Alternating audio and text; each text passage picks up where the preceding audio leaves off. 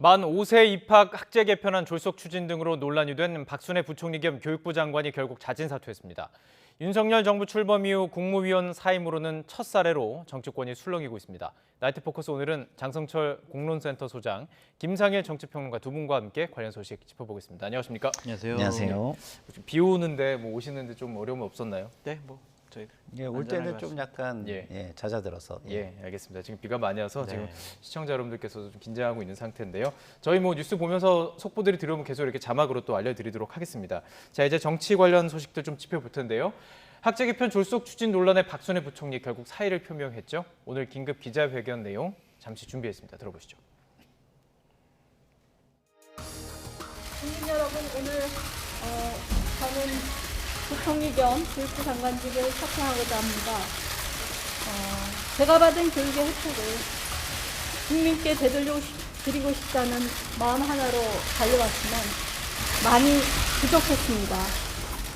학제 개편 등 모든 논란의 책임은 저에게 있으며 제 불찰입니다. 우리 아이들의 더 나은 미래를 기원합니다.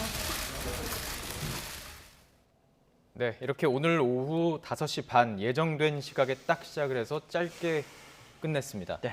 자, 지금 이야기한 것처럼 우리 아이들의 더 나은 미래를 기원합니다라고 말했던 것처럼 역시 만 5세 입학 연령제 이게 가장 핵심이 됐었던 것 같아요. 그렇죠. 그것 때문에 상당히 많은 비판을 많이 받았고 여러 가지 대통령께서도 이 부분에 대해서는 사회적인 합의를 먼저 이끌어내야 된다라는 당부도 있었습니다. 하지만 학부모들의 반대가 많았고요. 이 부분과 관련해서 여론조사를 해보면 네. 그 학부모층의 반대가 상당히 심했다라고 말씀을 드립니다. 예. 지난달 29일 날 학제 개편안이 발표된 지 불과 열흘 만에 사퇴를 하셨고요. 예. 역대 교육부 장관으로서는 5번째 단명인 불명예를 안게 됐는데 저는 처음부터 임명이 좀 잘못된 거 아니냐라는 생각이 들었어요. 여러 가지 임명부터. 음주 논란도 있었고요. 표절 논란도 있었고 갑질 논란도 있었고 했는데 결국에는 인사청문회를 하지 못하고 임명이 됐잖아요. 근데 많은 언론과 야당에서 비판이 있었는데 대통령께서는 아니 야당과 언론으로부터 많은 비판받아서 참 힘들었겠다. 소신 갖고 소신 갖고 열심히 해라. 이런 식으로 격려하는 모습에 많은 국민들이 또 상당히 좀 불쾌했다라고 말씀을 드립니다. 네. 과연 이분이 교육 전문가였느냐라는 부분에 대해서 처음부터 많은 논란이 있었고 결국에는 교육 문제가 박순애 교육부 장관 부총리를 발목을 잡았다라고 볼 수밖에 없었습니다. 어쨌든 좀 늦었지만 예. 이분이 정리가 된 것은 다행스러운 일이다라고 말씀드립니다. 교육만큼 사실 어쩌면 의견 수렴이 가장 중요한 정책에 있을까 싶기도 한데요. 네. 그래서 업무 보고 과정이라든지 배석 없이 이루어진 전문가들 배석 없이 이루어진 이런 점도 좀 안타까운 부분이 있고 그렇기 때문에 어떻게 보세요? 이게 자진 사퇴라고 보십니까? 경질이라고 보십니까? 자진 사퇴 형식을 띈 사실상의 경질 이렇게 보면 맞을 것 같습니다. 네. 교육부총리입니다. 다른 분야도 아니고 교육이면 어쨌든 모범이 되는 부분이 상당히 많이 있어야 되는데 교육 쪽에서는 인정할 수 없는 어떤 표절이라든가 아까 다 나왔습니다만 어쨌든 음주를 처리하는 데 있어서 상당히 특혜가 있어 보이는 어떤 처리의 과정이라든가 여러 가지 교육하고는 정말 어떻게 보면은 연관 지을 수 없는 그 부분들을 많이 가지신 분이었기 때문에 사실상 사퇴를 하실 수밖에 없는 거 아니었나. 그나마 대통령의 부담을 좀 덜어드리는 차원에서 자진 사퇴 형식을 취했다 이렇게 보여지고요. 그렇지만 사실상의 경질이기 때문에 내일 아침 출근길 문답 노스태핑에서 대통령께서는 이 부분에 대해서는 국민에게 조금은 어떤 유감이나 송구함을 좀 표명하시는 게 어떨까 저는 그런 좀 말씀을 드리고 싶네요. 그 발언 윤석열 대통령의 발언과 관련해서는 조금 뒤에 조금 더 자세히 다뤄볼 거기 때문에 자 그렇다면 인적 쇄신에 대한 부분이었어요. 인적 쇄신에 대해서 많은 평론가들이 했던 이야기가 안 한다는 얘기를 지금 들린다는 거죠. 그러니까 100일 만에 이렇게 사람을 가르치는 스타일이 아니다. 그렇기 때문에 인적 쇄신 안 할 것 같지만 해야 된다는 평론이 많이 났었어요. 주말에는. 근데 지금 어쨌든 간에 교육부 장관에 있어서는 지금 경질을 한 겁니다. 네. 이 인적 쇄신의 시작이라고 볼 수 있는 건지 어떻게 봐야 될까요? 그렇게 봐야죠. 일단은 문제가 됐던 장관에 대한 경질 차원이다라고 말씀을 드리고요. 예. 이것이 겨치 결정이 늦어지게 되면요, 결국에는 윤석열 대통령이 생각하고 있는 국정 운영 쇄신의 의지와 효과가 반감이 된다. 네. 그래서 이러한 것들은 좀 조기에 매듭져야 되지 않느냐라는 판단이 있었던 것 같습니다. 사실은 원래 오늘 뭐 오후까지만 해도 박순애 교육부 총리가 내일 국회에서 열리는 교육위원회 상임위 전체회의에 출석을 해서 그랬어요. 예. 여러 가지를 뭐 발표를 하고 입장을 표명할 것으로 보여졌는데, 만약 그렇게 되면은 야권의 공세가 상당히 심해질 것이고 네.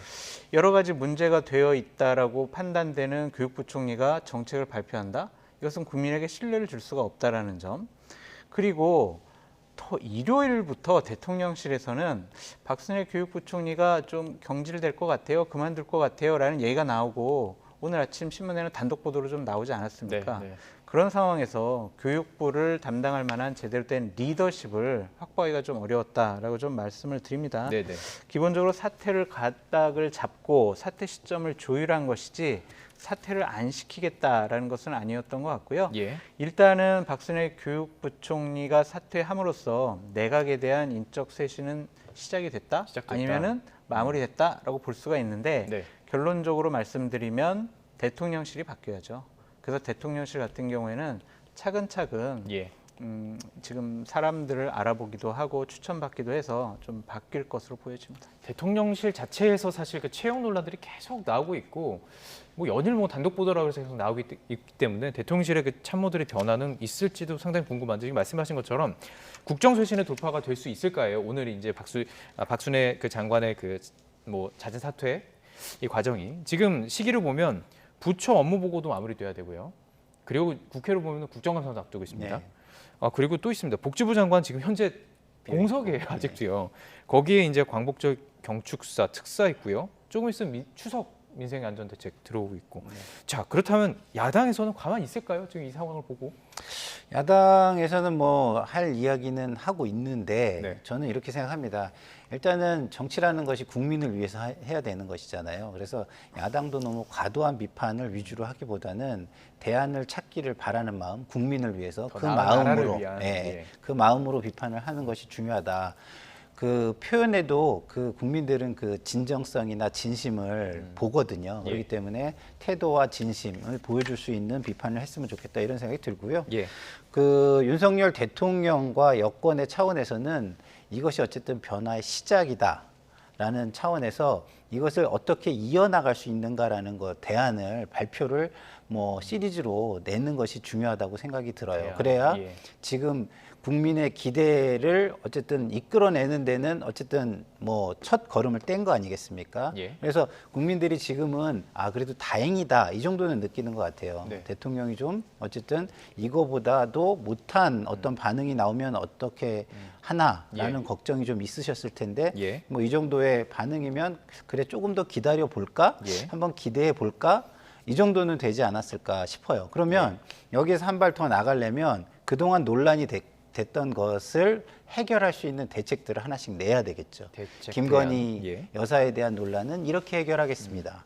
그다음에 사적 채용의 부분은 앞으로 이렇게 뭐 국민들이 불편하지 않도록 이렇게 한번 해결을 해보겠습니다. 네네. 그리고 뭐 지금 민생과 관련해서는 뭐 제가 조금 더 뭐 일정이나 이런 것들을 뭐 거의 뭐 90% 이상 여기에 할애를 해가지고 네. 여기에 뭐 매진을 할 테니까 뭐 도와주십시오라든가 좀 구체적인 그 플랜을 내놓으면서 계획을 내놓으면서 국민의 어떤 기대를 충족시키는 이런 것들이 좀 필요하지 않을까 싶습니다. 자, 그렇다면 뭐 절대적인 그 야당의 도움이 필요할 텐데요. 지금 말씀해 주신 것처럼 야당에서 과연 대안을 얘기하고 있는지. 자, 야권은 윤석열 정부를 향해서 박순애 부총리 사퇴에 그쳐서는 안 된다, 이러면서 압박수위를 높였습니다. 박홍근 원내대표의 발언 들어보시죠. 박순애 장관 한 명 정도 그냥 그만두라는 식으로 해서 이 문제가 해결될 수 있지 않지 않겠습니까? 그건 전형적인 그냥 꼬리 자르기식이다. 더구나 박순애 장관 문제 많은 것을 다 알면서도 임명을 강행하지 않았습니까? 임명을 강행하고 또 그 사람을 추천했던 사람들에 대한 책임은 묻지 않으면서 이 장관 한 사람의 어떤 이 퇴진으로 문제를 무마시키려고 해서는 국민의 어떤 그런 신뢰를 얻기는 어렵다. 자, 그러니까 이 얘기죠. 박 장관 사태는 꼬리 자르기다. 인적 쇄신 더 넓혀야 한다. 아마도 대통령실을 겨냥하는 것 같아요. 참모들까지 지금 겨냥할 것 같은데 지금 뭐 얘기 나온 게 있습니까? 그렇죠. 대통령과 지금 네. 대통령실에서는 대통령실의 인적 개편이 필요하다라는 좀 생각을 갖고 여러 가지 방안을 지금 강구하고 있는 것 같습니다. 예. 그래서 기본적으로 대통령 비서실장, 네. 홍보수석, 그 대변인 정도는 바꿔야 된다라는 생각이 어떻게 있고, 홍보라인 쪽으로. 그렇죠. 그다음에 정무수석 같은 경우에는 바꿔야 하는데 대안이 잘 보이지 않는다. 적어도 재선 이상급의 예. 국회의원 출신의 좀 정치인이 가야 되는데 적당한 분이 없어서 상당히 고심 중이다라는 총선을 것이고, 앞두고. 네, 예. 그렇죠. 대변인 같은 경우에는 강인선 대변인이 지금 유일한 여성 지금 역할을 참모 역할을 하고 있는데 바꾸기에는 상당히 좀 부담스러워하고 있어서 바꿀지 아니면은 남성 대변인을 한 분을 더 모셔다가 남녀 투톱 체제로 갈지 그 부분에 대해서는 아직 정해지지 않은 것 같고요. 예. 비서실장 같은 경우는 좀 무거운 헤비급 인사가 와야 예. 된다라는 그러한 생각을 갖고 있답니다. 그래서 적임자를 지금 찾으려고 예. 상당히 많은 노력을 하고 있다. 예. 근데 바꿔야 되겠다는 생각이 있는데 적임자가 없다면 상당 기간 동안 이 사람을 바꾸는데 시간이 좀 더 걸릴 수도 있다라고 예. 좀 말씀을 드리고요. 어쨌든 대통령과 대통령실에서는 대통령실의 참모부터 바꿔야 된다. 그리고 예. 바꿀 것이다라는 입장은 확고한 것 같습니다. 그 지금 사실 언론이라든지 많은 평론가들이 지적을 했었던 뭐 홍보 라인 그리고 정무 라인 여기까지 지금 얘기가 나오는 것 같아요. 그러니까 지금 인적 쇄신이 크게 지금 이루어질 수 있을 것으로 보이고 살짝 취재하셨던 내용인 네, 거죠. 네. 예, 알겠습니다. 자, 이것을 추측할 수 있었던 이유는 오늘 이제 휴가를 마치고 돌아온 윤석열 대통령의 발언 때문입니다. 13일 만에 출근길 문답이 재개됐죠. 자, 조금은 다른 느낌을 가지고 오늘 문답을 진행했는데요. 짧게 모아봤습니다. 함께 보시죠. 이 자리까지 오게 해주신 국민들께 감사하는 마음을 먼저 다시 한번 갖게 됐고 결국 제가 국민들께 해야 할 일은 국민들의 뜻을 세심하게 살피고 늘 초심을 지키면서 국민의 뜻을 잘 받드는 것이다. 국민 이렇게 계속 지금 얘기를 하고 있어요. 자, 조금 달라진 느낌, 톤이 조금 달라진 느낌을 분명히 받습니다. 이제 매일 아침에 봤던 느낌으로는 그렇기 때문에 이게 조금 달라지는 거 아니냐라는 추측이 나온 건데 어떻게 되셨어요? 그러니까 기본적으로 우려했던 것보다는 다행이다는 생각이 들어요. 이제 국민 초심 이런 얘기는 생각을 좀 많이 했다라는 거거든요. 근데 이제 그 야당에서 지금 비판하는 거는 예. 그거로는 좀 약간 의지를 보여주는 것이나 기대에 좀 못 미친다 이런 비판을 하고 있는 것이거든요. 근데 뭐 이런 생각도 듭니다. 너무 처음에 강하게 그 쇄신 분위기를 냈다가 그 알맹이는 없는 어떤 후속 작업이 보여지면 또 비판을 받지 않겠어요? 그래서 지금 이렇게 시작을 하고 지금 장성철 소장이 얘기한 것처럼 차근차근 개편 작업을 하면서 성과를 보여준다면 그것은 뭐 국민에게 좀 인정받을 수도 있겠다 이런 생각이 들고요. 예. 하지만 사람만 개편해서 되는 것은 아닙니다. 그 개편을 통한 성과가 있어야 되는 것이고요. 네. 그 개편을 왜 해야 하는지에 대한 이유가 있어야 하는 거예요. 그렇기 때문에 아까도 제가 말씀을 드린 것처럼 이런 개편을 하는 이유는 뭐다. 그리고 이전에 있었던 논란들은 이렇게 해결을 해보겠다라는 어떤 계획도 함께 내놓아야 하지 않을까 이런 생각이 듭니다. 그래서 저는 뭐 어쨌든 오늘의 출국길 문답을 뭐 저는 진정성 있게 봤고요. 예. 그렇기 때문에 이것이 뭐 그 국면을 모면하기 위한 뭐 이런 수가 아니라 예. 정말 본인이 휴가 기간 동안 고심을 한 끝에 예. 나온 어떤 성찰의 어떤 이야기다라고 예. 저는 좀 믿어보고 일단은 기다려보자 이런 생각입니다. 기대를 갖게 하는 어떤 소통의 모습들이 있었다라고도 볼 수 있을 텐데 자 그렇다면 지지율을 좀 살펴보도록 하겠습니다. 물론 지금 오늘의 모습이 반영된 건 아니지만 KSOI 그리고 리얼미터 두 개가 있었죠. 자 KSOI는 8월 첫째 주 이걸 보면 될 것 같아요. 부정 그 때가 70%를 넘어섰습니다. 물론 긍정은 20%로 내려간 것도 좀 봐야 하겠지만요. 자, 리얼미터도 함께 보여주시죠. 리얼미터가 이게 지금 상당히 샘플이 큰 그렇죠. 샘플이 되고 있는 상태입니다. 네. 자, 이것도 역시 부정이 67.8%, 긍정은 29.3%. 그러니까 전체적인 추세는 비슷한 거예요. 20%의 긍정 지지율, 70% 혹은 70%를 향하는 부정 답변들이 있습니다. 근데 이거 자세히 보면요, 부정에서도 이게 두 개가 나누잖아요. 그러니까 아주 못한다가 있고 그냥 좀 마음에 안 든다 이렇게, 물론 이제 문항에 따라 좀 다른데, 그러니까 극한으로 가 있는 못한다라는 응답이 굉장히 높아요. 그렇죠. 60%가 넘는 국민들께서 예. 나는 정말로 매우 잘못하고 있다고 생각해라고 말씀하셨어요. 예. 저렇게 되면 국정 운영 동력을 찾기가 상당히 어렵습니다. 네. 기본적으로 10명의 국민들이 모여 계시면 예. 7분 정도가 윤석열 대통령 못하는 것 같아. 근데 그중에 6명이 정말 이거는 개정의 정이 안 보여. 정말 잘못하는 사람이야. 이런 식으로 얘기를 하면 아무리 윤석열 대통령이 좋은 정책을 내놓고 국민을 위한 민생을 챙기고 그런 모습을 보이더라도 예. 쉽게 마음을 돌리는 게 어려워요. 예. 그렇기 때문에 이 부분을 상당히 좀 대통령실과 대통령께서는 유의 깊게 봐야 된다라는 생각이 들고 네네. 차근차근히 해나가셨으면 좋겠어요. 금방 점수 못 답니다.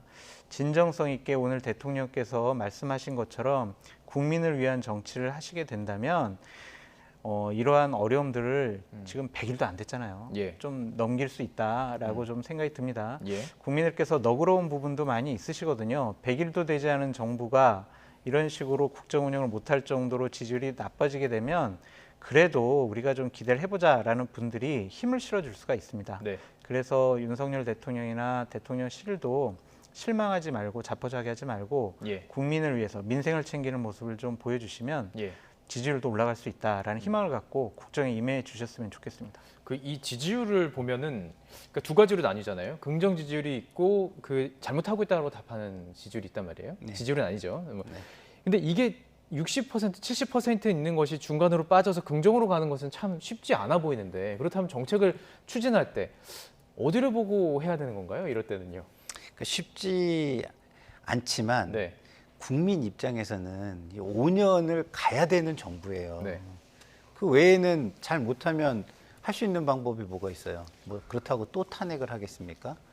그러면 이제 비판을 하거나 뭐 비난을 하면서 무관심해지는 건데, 이런 게 경제의 어떤 위기나 이런 안 좋은 상황을 대외적인 극복하는데 상황에서, 예. 제일 나쁜 겁니다. 네. 그렇기 때문에 지금까지 보여줬던 게 뭐예요? 대통령께서 그게 마치 좀 인사에 있어서 좀 자기 고집을 피우는 것 같은 느낌. 그리고 인사에서, 예. 그리고 태도를 보면은 조금 본인만의 방식에 어떤 예. 집착하는 그런 태도. 지금 말씀하신 게 다른 여론조사에서 부정이라고 표현했던 이유들이네요. 다. 그렇죠. 예. 그런 부분들이 문제가 되는 겁니다. 그런 것들이 국민이 함께 해주지 못하니까 당연히 저항이 더 부각이 되고 성과를 내지 못하는 걸로 귀결되겠죠. 예. 그러면 성과가 없는 정부를 지지해 줄 수 있는 국민은 없습니다. 예. 그래서 지금 제가 지금 드린 것처럼 기본 태도, 이제 국민 말씀하시니까 네네. 기본 태도는 조금 변하시는 것 같고, 예. 그러면 이제는 가져가야 되는 게 뭐냐면 소통의 진정성을 보여야 되는 거죠. 네. 그냥 뭐 나는 지금 잘하고 있는데 왜 이래, 이런 식으로 하거나, 아니 뭐 과거에 비해서 뭐 문제가 있어, 이런 식이거나, 이런 그런 어떤 진정성 없는 소통 방식, 예. 이런 거 좀 문제가 되고요. 그리고 아까도 말씀드렸지만 어떤 변화를 주려면 그 변화를 왜 주는지, 그러니까 뭐 본인이 예. 잘못한 부분이 있으면 솔직하게 그것도 고백을 하고, 그리고 난 다음에 이거를 해결하기 위해서 어떤 내가 고민을 했고 어떤 계획을 가지고 있으니 예. 도와달라, 함께 가자라고 이야기하고 열심히 하는 모습, 이런 걸 보여야 된다는 거예요. 그게 다 어디에 있는 거냐? 지금 본인의 말씀에서 선거 기간부터 지금까지 돌아봤다 그러잖아요. 예. 저는 이것도 잘못된 것 같아요. 선거 기간을 돌아볼 게 아니라 본인이 출마를 고민할 때를 돌아봐야 돼요. 그러니까 더 그렇죠. 뒤로 가야 된다는 예. 거죠. 예. 본인이 왜 대통령 선거를 나오게 고민하게 됐는가? 예. 그때 본인이 생각했던 정권의 어떤 잘못은 무엇이었나? 국민들이 그 당시에 고통받고 있다고 생각했던 부분은 무엇이었나? 네. 그걸 생각하면 지금 본인이 그때의 그 정부 모습하고 똑같은 모습으로 닮아져 있는 모습이 보일 거라고 저는 봅니다. 예. 그래서 그때의 초심으로 돌아가서 그때의 국민을 위해서 생각했던 마음, 네. 그거를 지켜나간다면 저는 어떤 기회가 있고 예. 그리고 본인을 찍어준 네. 그 분들이 있잖아요. 예. 선거에서 그분들은 사실은 그렇게 지지를 완전히 철회했다 이렇게 네. 보기는 어렵습니다. 예. 그래서 그분들을 향해서 저는 이 발걸음을 시작하면 그분들은 어떻게든 돌려볼 수 있지 않을까 예. 이런 생각이 듭니다. 자, 휴가를 마치고 오늘 어쨌든 첫 걸음은 좀 다른 모습으로 조금 변화된 모습으로 시도를 했습니다. 뭐 하늘색 넥타이 중요한 순간에 맸었다고 하더라고요. 그리고 뭐 이제 포토라인도 이렇게 그 문답하는 과정 속에서 카메라 배치도 뭐 후면도 있게 되고 약간 소통하는 모습들을 시작을 한 것으로 보이는데 말씀하신 것처럼 과연 그것이 얼마나 소구가 되느냐를 관심 갖고 지켜보겠습니다. 한 말씀 좀 드리고 예. 싶은데요. 몇 가지 이제 방안이 있어요. 대통령께서 인식, 태도, 반응, 대응 이런 것들을 좀 바꾸셨으면 좋겠다라는 생각이 듭니다. 어떤 인식을 바꿔야 되냐면요.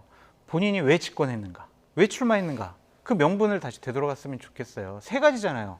공정, 정의, 상식 이때로 되돌아가셔야 된다라는 생각이 들고요. 네. 저렇게 도어 스태핑하면서 국민들께 내보이는 모습이 약간은 말투나 걸음걸이나 억양이나 손짓 이런 것들이 교만하고 오만해 보일 수가 있어요.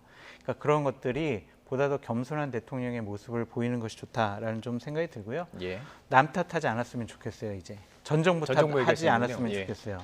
이재명 후보 얘기도 안 했으면 좋겠어요. 그러니까 이런 것들이 그냥 우리가 잘하고 우리가 유능해서 점수를 따야지 남이 못하니까 우리가 점수 딴다 그런 예. 생각 버리셨으면 좋겠고요. 네. 유능한 민생 정부다, 우리의 삶을 보살펴주는 정부다라는 인식을 줘야 됩니다. 예. 지금 많은 국민들이 어려워하시잖아요. 그 부분들 분명히 이 정부가 경제 문제에 있어서 보다 더 유능하다라는 인식을 줘야 한다. 안 그러면은 정말 지지율 되돌리기 어렵다. 그래서 차분하게 우리 김상일 평론가님 말씀하셨던 것처럼 예. 정치 처음 했을 때로 되돌아가서 그때 인식과 태도와 반응, 예. 대응 그렇게 좀 돌아가셨으면 정치 좋겠습니다. 처음 한 지 그렇게 오래되지 않았습니다. 그렇기 때문에 생각하기 그러니까요. 어렵지 않을 것 같은데요. 자, 그렇다면 다음 주제를 조금 바꿀 텐데 이게 혹시 또 변수가 되지 않을까라는 생각도 듭니다. 자, 국민의힘 사실상 지금 뭐 내용이 최고조에 달하고 있죠. 먼저 녹취를 준비해봤습니다. 이거 듣고 계속 이야기를 나눠가죠.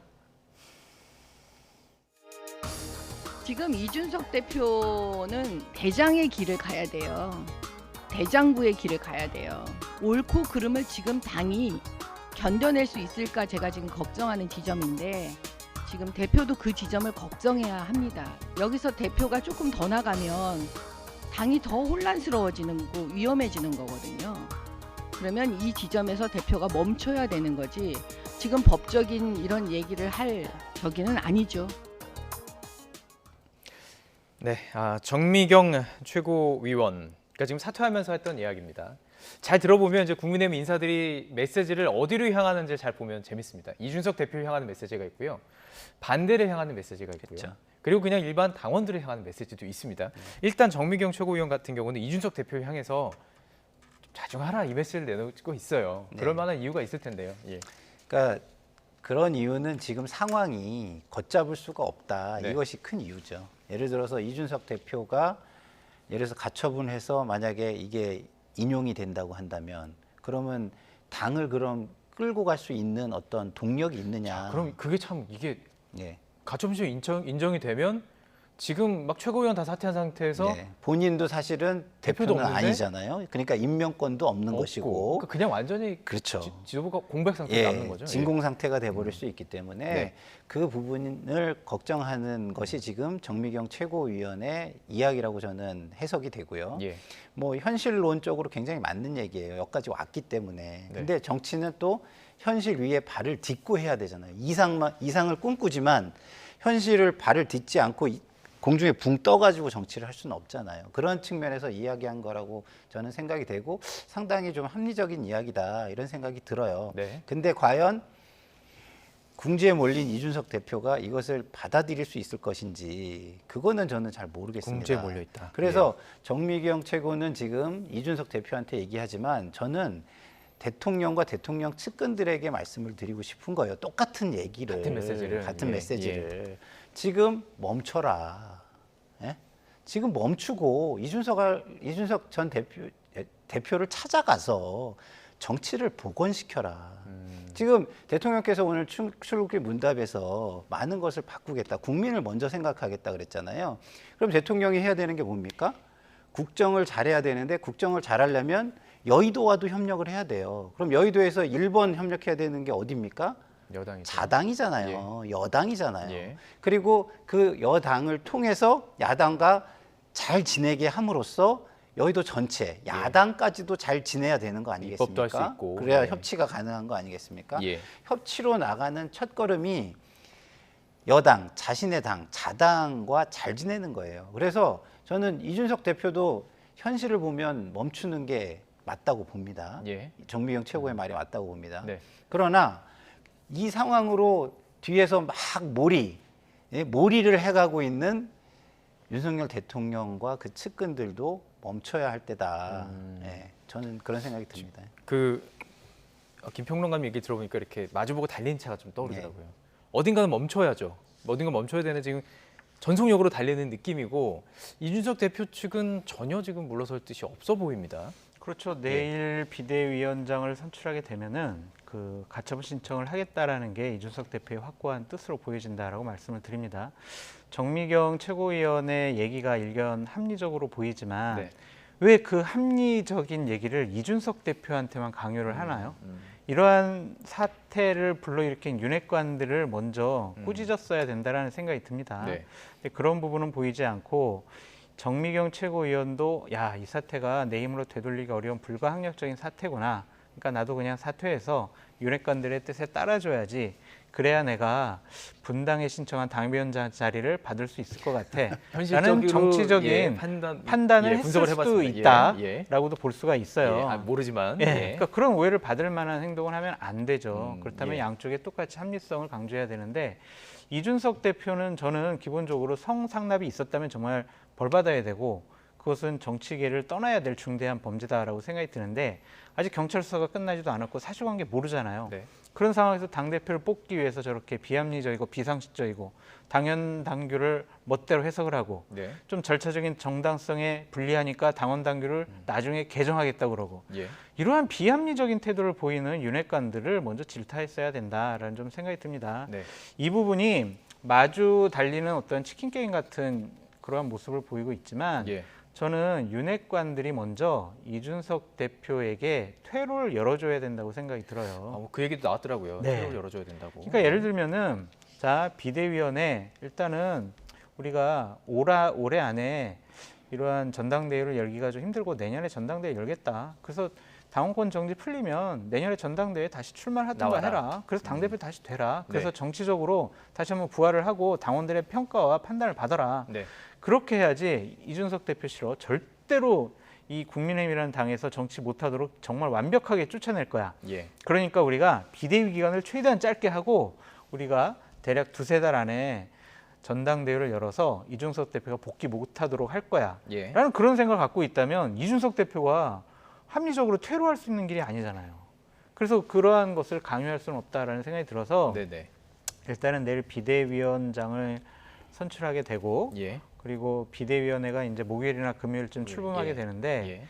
토요일 날 이제 이준석 대표가 본인 기자회견에서 입장을 밝히겠다고 했잖아요. 예, 맞습니다. 예. 그 전에 정말 대통령이든 권성도 원내대표든 아니면 뽑힌 주호영 뭐 비대위원장이든 예. 좀 어른들이 먼저 좀 정치력을 발휘했으면 좋겠다라는 예. 생각도 듭니다. 날짜를 말씀해 주셨는데 지금 그래서 이제 추측 자체는 토요일 날 왜 기자회견을 하느냐, 이때 가처분 신청을 하는 거 아니냐 이런 추측이었어요. 처음에는. 그러니까 사실은 토요일에는 이제 안 받아들이기 때문에 사실 좀 안 하는 거 아니냐? 다른 의견이 있을 것이다라는 추측도 있었지만 나오는 얘기는 내일 하겠다는 거예요. 가처분 신청을 내일 하고 13일에 기자회견을 하는 이유는 12일까지 여론 비대위에 동향을 좀. 뿌려진 거 보고하겠다라는 그런 얘기인데 어떻게 보십니까? 뭐 정치는 사실 생물이고 물밑 협상도 있을 것이고 지금 이야기가 좀 오고 가고 있을까요? 어떻게 보세요? 그러니까 오고 가야 된다고 저는 생각을 하는 간다? 거예요. 예. 지금 뭐 장성철 소장의 말씀이 제가 예. 오늘 이전까지 주구장창 방송에서 했던 이야기거든요. 제가 따라한 겁니다. 예. 근데, 아니 모든 그런데 공통적으로 다 하는 문제는 말씀이에요. 예. 문제는 이거예요. 그럼 정치를 법원으로 가져가는 것이 맞느냐? 그리고 법원으로 가져가서 이게 인용이 된다는 게 무엇을 의미하는 거냐면 국민의힘의 정당 민주주의는 훼손됐다는 걸 의미하는 겁니다. 그러면은 제가 볼 때는 이준석 한 사람을 내쫓는 거에서는 성공했을지 모르지만 예. 앞으로 우리나라 정치사에서 국민의힘이 두고두고 받아야 될 비난은 엄청난 것이거든요. 예. 그래서 저는 지금 이 순간에 정치가 복원이 돼야 된다. 극적으로라도 복원이 돼야 된다. 이런 말씀을 드리는 거예요. 이게 굉장히 정치사에는 안 좋은 전례가 될 겁니다. 예. 법원이 한 정당을 민주적이지 않다라고 판단하게 되는 예. 그런 상황이 이게 전 세계 어디를 봐도 예. 이런 역사는 만들어져서는 안 되고 만들어진 이야기도 저는 예. 별로 들어보지 못했어요. 예. 그래서 제가 정치가 복원되는 게 굉장히 중요하다. 그렇지만 장성철 소장께서 말씀하신 대로 그러면 누가 먼저 손을 내밀어야 되느냐는 당연히 힘이 센 대통령과 대통령 측근 쪽에서 네. 먼저 네. 손을 내밀어야 된다. 이거는 저도 동의합니다. 그럼 만약에 이제 비대위원장 물론 아직 정해지는 않았습니다. 근데 지금 추측대로 주호영 전 원내대표가 이제 유력시 되고 네. 있으니까 딱 발표했습니다. 네. 그리고 사실 누가 나가야 될지 지금 말씀하셨지만 지금 아무래도 완장을 찬 사람이 가야 되잖아요. 그럼요. 그럼 주호영 원내대표가 아니죠. 예, 비대위원장이 된다면 네. 주호영 의원이 가서 만나는 것이 수순으로 맞을까요? 그럼요. 예. 가서 만나야 될 것이고요. 예. 그래서 여러 가지 좀 설득을 해야 될 것 같다라는 생각이 드는데 주호영 비대위원장도 권한을 가진 비대위원장이 아니잖아요. 그러니까 바지 사장 비대위원장이에요. 그렇기 때문에 윤핵관의 뜻을 거스르지 못할 거예요. 예. 윤핵관의 뜻이 자, 우리 이준석 대표 절대로 국민의힘에서 정치 못하도록 이번에 완전히 쫓아내야 돼라는 예. 입장이라면 예. 비대위원장으로서도 할 수 있는 일이 없을 것 같다라는 좀 생각이 듭니다. 예. 그래서 주호영 원내대표가 이준석 대표를 만나더라도 예. 그냥 원론적인 상징적인 만남에 그칠 것이다라고 예상해 볼 수밖에 없고 예. 만약 우리 한번 예상을 해보자고요. 예. 이준석 대표가 자 비대위원장 직무정지 가처분 신청을 냈어요. 예. 판사가 아 좋아요 이거는 문제가 있는 것 같아. 당원당규 위반되고 절차적인 정당성이 훼손됐어. 그러니까 이거는 인용하게 되면은 어떻게 되겠어요? 비대위원회는 또 자동 해산이에요. 예. 그럼 어떻게 되냐면 권성동 원내대표 겸 당대표 직무대행이 다시 최고위원회를 구성을 해야 돼요. 다시 구성을 해야 되는군요. 그럼 정복위원회에서 예. 예. 최고위원들을 다시 뽑아야 돼요. 예. 그런데 만약에 비대위원회가 출범한 이후에 예. 기본적으로 이제 가처분 신청이 인용이 됐단 말이에요. 네. 그럼 권성동 원내대표는 직무대행이 또 아니잖아요. 바뀌었으니까. 그렇죠. 예. 예. 그렇게 되면은 죄송합니다. 예. 김용태 최고위원이 직무대행이 될 수도 있어요. 예. 그러니까 이게 상황이 너무나 복잡하고 완전 국민의힘이 난장판이 되는 거예요. 예. 그러니까 이런 사태를 다 예상을 해봐야 합니다. 뭐 예를 들면 판사가 지금 집권 초기에 대통령이 내부 총질자라고 했는데 예. 이준석 대표의 손을 들어주겠어? 이런 아니한 생각하면 안 되고요. 예. 판사는 어쨌든 법률과 양심과 당원 당규에 기반을 해서 판단할 거 아닙니까? 예. 만에 하나 그런 판단이 나오게 된다면 정말 집권 여당은 집권 여당으로서 아무런 역할을 못할 거예요. 그러니까 제발 좀 정치적으로 좀 풀어라 지금이라도 예. 늦지 않았다 예. 그렇게 말씀드립니다. 알겠습니다. 공당이고 지금 여당입니다. 지금 벌어진 일이기 때문에 관심 가지고 지켜봐야 되는 부분이 분명히 있고 과연 그 사이 내일 일단 중요할 것 같아요. 예정대로 가처분 신청을 내느냐 이거 좀 지켜봐야 될 것 같고 그렇기 때문에 오늘 저녁에 어떻게 보면은 대화할 수 있는 첫 번째 어떻게 보면 가장 좋은 기회인 것도 같습니다. 자, 민주당도 짚어보도록 하겠습니다. 자, 민주당 차기 당대표 선출을 위해서 순회 경선 계속 진행 중인데 이재명 의원의 경선 첫 주를 보면 70%가 훨씬 넘어요. 이게 지금 뭐 압도적인 일인데 뭐 예상했던 분도 있고 예상하지 않았던 분도 있습니다. 이 상황 속에서는 일단 변수는 커 보이진 않아요. 단일화라는 변수는 일단은 조금 없어졌다 이렇게 보는 거죠. 그러니까요. 이제 사실은 제가 그 박용진, 강훈식 예. 이 두 분이 될 때만 해도 약간의 뭐 밑에서 어떤 움직이는 반전의 분위기가 있구나 이렇게 생각을 했거든요. 그럴 분위기가 좀 있었어요. 예, 저는 그렇게 생각했어요. 왜냐하면 저는 이 두 분이 될 거라고 개인적으로 예상하지 않았기 때문에 그랬는데 그 후에 논의가 원활하게 이루어져야 기대감이 커지는 거거든요. 네. 근데 이 박용진, 강훈식 두 분이 내는 메시지가 전혀 다른 거예요. 이질적이에요. 그럼 사람들이 이 게임은 끝났어. 이게 강해지겠습니까? 이거 조금씩 움직이네. 이런 어떤 기대감, 네. 흥분 이런 게 강해지겠습니까? 이재명 박용진 당연히- 의원이 너무 강했나요? 어떻게 보십니까? 아니죠. 제가 볼 예. 때는 강훈식 의원이 좀 마치 약간 예. 빼는 듯한 뭐 당의 어떤 통합을 본인이 이끌 어떤 위치에 있다라고 생각했으면 이전부터 그런 메시지를 냈어야죠. 예. 근데 갑자기 박용진 후보하고 좀 차별화를 하기 위해서인지 모르겠지만 약간 통합적인 예. 양쪽을 다 아우르려는 메시지를 내기 시작했거든요. 네. 그럼 이것은 제가 볼 때는 굉장히 이 선거 자체를 맥빠지게 만들 가능성이 크고 그리고 본인들이 나와서 당선이 목적이겠지만 당선이 안 되면 최소한 해야 되는 게 뭐냐면 어젠다는 세팅, 의제는 설정을 해야 돼요. 예. 근데 의제 설정 기능도 못하게 생긴 거예요, 지금. 그러면 저는 지금이라도 강훈식, 박용진 두 후보가 다시 모여서 예. 두 사람의 생각을 맞추고 어젠다라도 세팅할 수 있는 방법이 뭔지를 고민해야 된다고 봅니다. 예. 안 그러면 정말 뭐 74%가 의미하는 것이 절대적인 이재명 후보의 지지일 수도 있지만 네.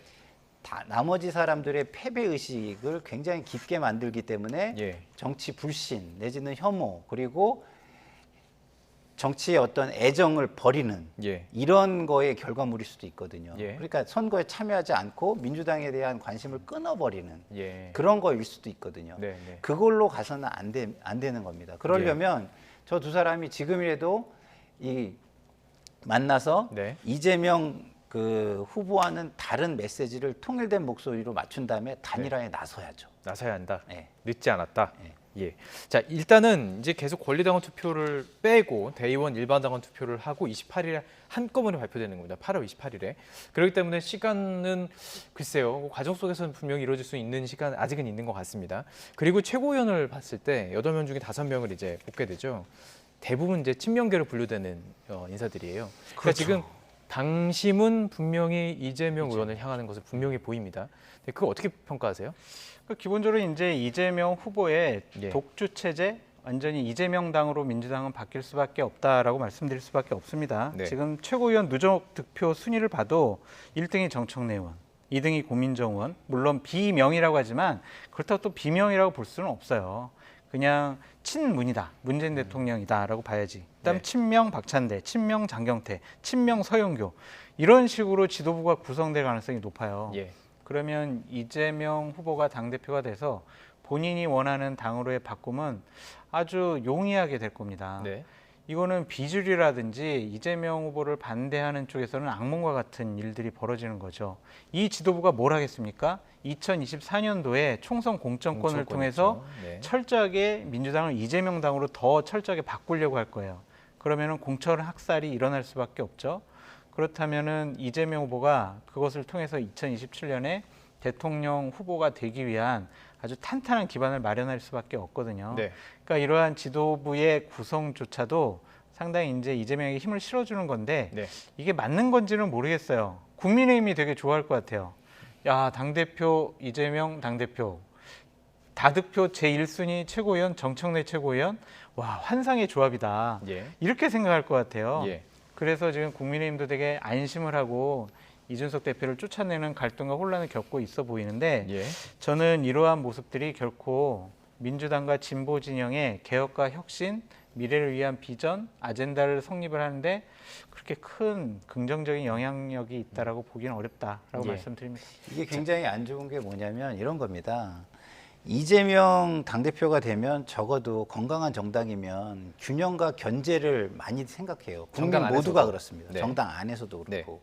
그러면은 균제와 균형을 맞추려는 어떤 움직임이 보여야 돼요. 최고위원 그 득표에서라도 보여야 되는데 그게 전혀 안 보이잖아요. 예. 그건 무엇을 의미하는 거냐면 제가 아까 말씀드린 것처럼 그 외에 이재명을 지지하는 지지자들 외의 분들은 애정을 놓고 이반되기 시작하고 있다. 예. 떠나기 시작하고 있다. 이걸 예. 의미하는 걸 수 있다라고 어쩌면 저는 표를 아직 보거든요. 결정하지 않은 그 중도층에서 특히. 그렇죠. 예. 중도층은 뭐 이반 현상이 확실하게 나타나는 거라고 저는 보고요. 예. 뭐 이반 내지는 어떤 패배 의식 네. 이런 게 굉장히 작용하는 것이라고 저는 보기 때문에 네. 과연 앞으로 이것이 건강한 정당의 모습을 지켜나갈 수 있을 것인가 예. 이런 부분에서는 굉장히 우려가 되고요. 예. 그렇다고 한다면 우리가 오만과 편견 이런 얘기가 있잖아요. 예.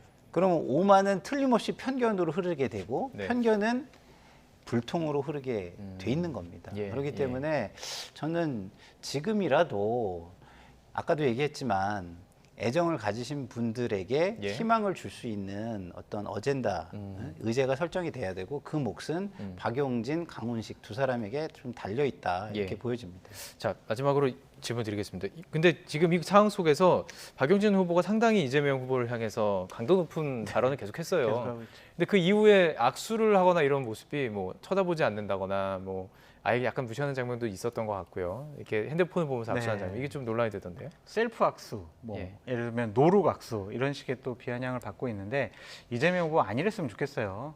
본인 당대표 되실 분이잖아요. 그리고 당대표에서 그칠 것이 아니라 이 나라 최고 지도자인 대통령에 출마하려고 하는 분이잖아요. 그럼 포용력 있는 통 큰 정치를 해야죠. 예. 저런 모습은요. 박용진 후보가 나에 대해서 심각하게 공격을 하니까 박용진 후보 기분 나빠. 나 진짜 쳐다보기도 싫어. 이런 편협한 졸렬한 생각, 인상을 국민에게 줄 수가 있어요. 저는 결코 좋은 일이 아니다라는 좀 생각이 들고 예. 물론 박용진 후보가 계속 이재명 후보를 공격을 하고 있죠. 이재명 후보를 겨냥해서 오늘도 이재명 후보가 되면은 당이 사당화될 거다. 그러니까 사당화 방지를 우리가 해야 된다. 이런 식으로 얘기를 하고 있는데 예. 이재명 후보도 이제 좀 포용력 있게 본인의 과거에 여러 가지 좀 옹졸했던 모습들을 극복을 해야 되잖아요. 네. 그래서 좀 통 큰 정치하시라 그렇게 예, 말씀드립니다. 물론 이제 이후에 나왔던 얘기는 두 후보와 함께 큰 정치를 하겠다 이렇게 얘기는 했습니다. 예. 그렇죠. 이제 예. 뭐 이게 현실이면 또 현실 위에서 또 나은 방향으로 나가게 되기를 저는 바라고요. 네. 뭐 어쨌든 민주적으로 선출된 그 당 대표를 누가 부인할 수 있겠습니까? 그렇지만 그럼에도 불구하고 정말 이재명 후보와 당을 위해서 다른 이야기를 하는 것은 받아들일 수 있는 마음, 여유가 필요한 것이고요. 네. 그게 없어지는 순간 저는 민주당은 지금 국민의힘이 이 혼란에서 벗어나는 순간 예. 위기를 맞이할 수도 있다 이런 생각이 들어요. 예, 알겠습니다. 오늘 각 당 민주주의가 무엇인지 좀 생각해봤던 저는 시간이었던 것 같아요. 네. 민주주의 절차와 과정 그리고 목표, 목적 이런 것들에 대해서 좀 생각해볼 수 있었던 시간을 허락해 주셔서 감사합니다. 아이, 네, 감사합니다. 네, 장성철 공론센터 소장 또 김상일 정치평론가 두 분과 함께했습니다. 고맙습니다.